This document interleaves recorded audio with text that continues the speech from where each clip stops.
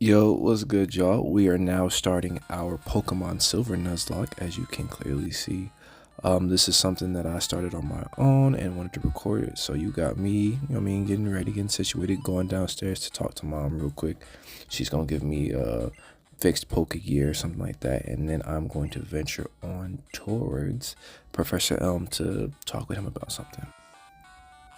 As I venture over towards Professor Elm's laboratory, I see a suspicious nigga in the corner. So, like a real G, I go confront him, and he starts talking some weird stuff, notices me, and then proceeds to push me out the way like I'm some sort of pussy. We gonna get back to him later, but we gonna go to talk to Professor Elm real quick and see what he's talking about.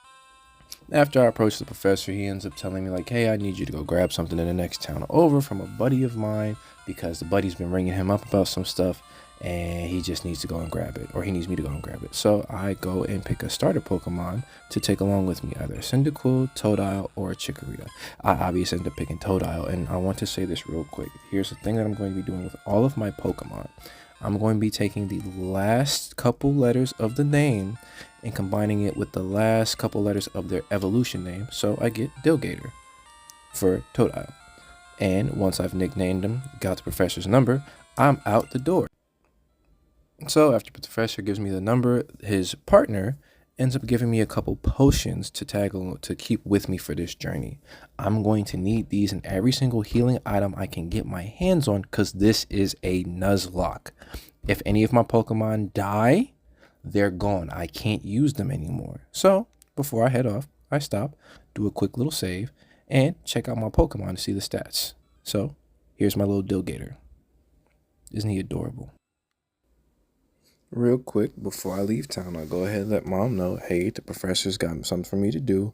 I'm going to handle that. I'm a big boy now, even though I'm 10. And she goes ahead and exclaims how proud she is and all that good stuff. And after that, I'm off to the races. On the way to the next town over, I really want to take this time to explain what a Nuzlocke really is.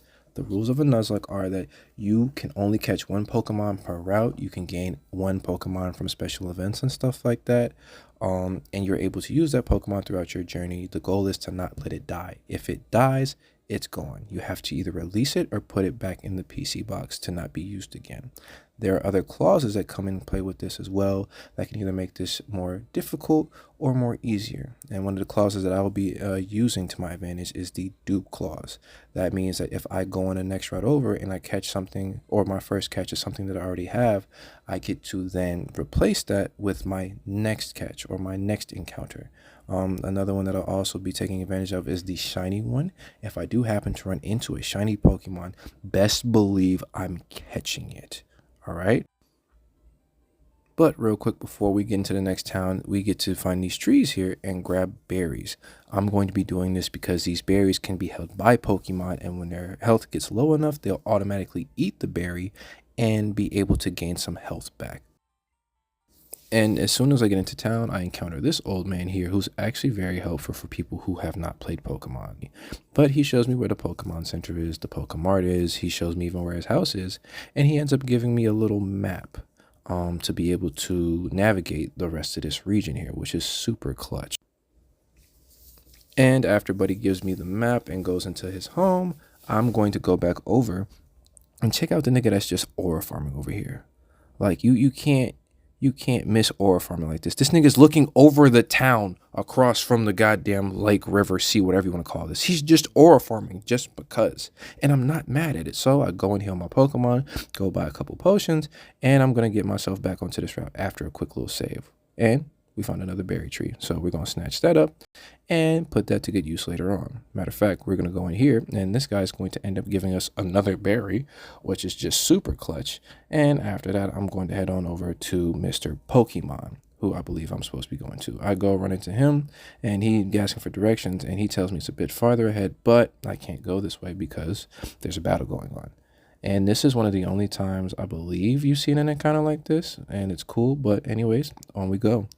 End up getting towards Mr. Pokemon's house right here, nice and simple, and he's going to be dialoguing for a bit. So he's going to tell me like, oh, I've been waiting for you. Here's this little special gift that I want to give Professor Elm to examine, and it's an egg.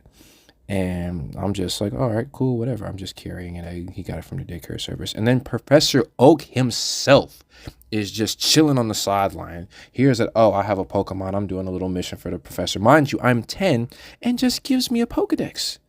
Just like, yo, here's a Pokedex. You know what I mean? You go do your thing. I believe in you. Boom. And then just runs off to his radio show afterwards, which is crazy. This is like a huge flex. This nigga just flexed the fuck out of me. I'm 10.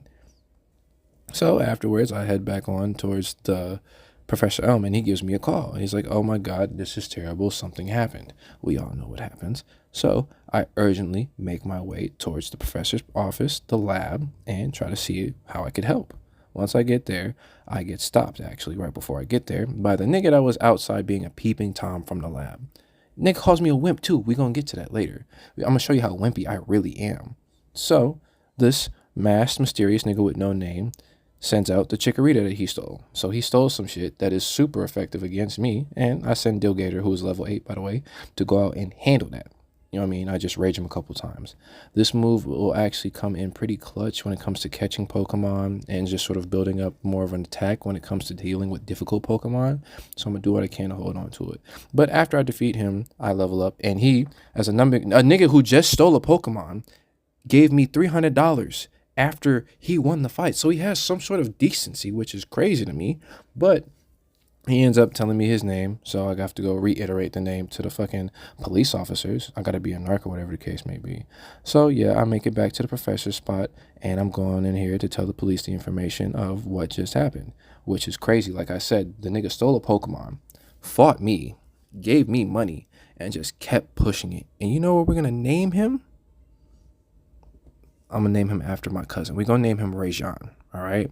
This is a cousin of mine who's just super good at Pokemon and will beat my ass with any type of team, whatever the case may be. But the professor ends up, you know what I mean, letting me keep the Pokemon after feeling bad about what happened. And he takes the egg and is like, all right, yeah, this is cool, whatever the case may be. You know what I mean? And I'm actually going to, afterwards, he's done checking out this egg. He's telling me, oh, yeah, you're a champion, blah, blah, blah. Go ahead and handle it. Mind you, I'm 10 still. And he gives me directions to the next town where I could beat the gym leader to be on the way to becoming a goddamn champion. So after he gives me an inspirational speech, this goat once again comes in clutch and gives me Pokeballs to be able to catch Pokemon. So now, this is where the Nuzlocke really begins. After I get the Pokeballs, I'm going to head over to Mom real quick. You know what I mean? Let her know that I'm just not coming back. You know what I mean? I'm going on an adventure. I'm 10. I'll be fine. You know what I mean? And she says, oh, congratulations, and asks if she can help. And I'm like, nah, Ma, you're good. I'll handle it myself. You know what I mean? I'm a big boy now. You feel me? So after I tell Mom I'm good off on the money, saving stuff like that, blah, blah, blah. This is my first time doing some narrating like this, so please bear with me. I venture offward. And I go and get my first encounter. Centret. Well, I've never used this Pokemon before, but hey, this is the first encounter. We'll make it do what it do.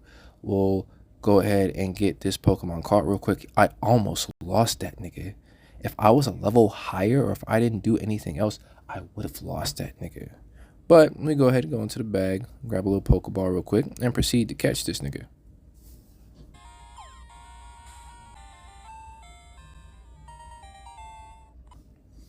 After we get a nice little understanding of what this Pokemon does, we're going to go ahead and give him a nickname. And I'm going to have to keep looking up these Pokemon's names so that way I can do this properly. But the name I ended up going with was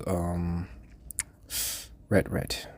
As you can see, this is going to be a clear theme with the Pokemon of this generation. We now have a Centret, and we're going to go ahead and save here, and I will catch you guys later after some grinding.